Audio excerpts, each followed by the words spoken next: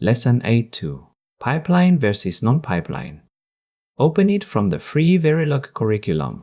I opened the free Verilog curriculum, click into this lesson, and wait for the docs pane to load. The lesson loads, and the docs on the right become our guide. You will finish the pipeline multiplier registers and compare to combo.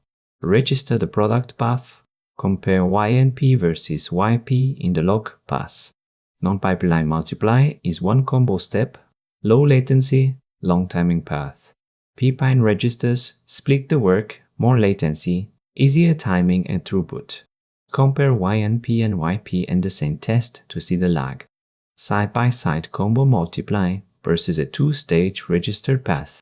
Your TODOs are rec RX2 prod 1 and rec RX to 1 lay RX to 1 lay.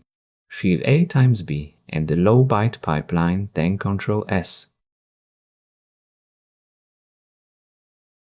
Those edits are in. Next we open simulation, press run and check the log for pass. Open simulation and press run. The log prints YNP and YP together so the lag is obvious. In Surfer, right-click the TP scope and add the signals. Surfer, IP trails YNP by the pipeline depth. Reviews and multiply different register boundaries.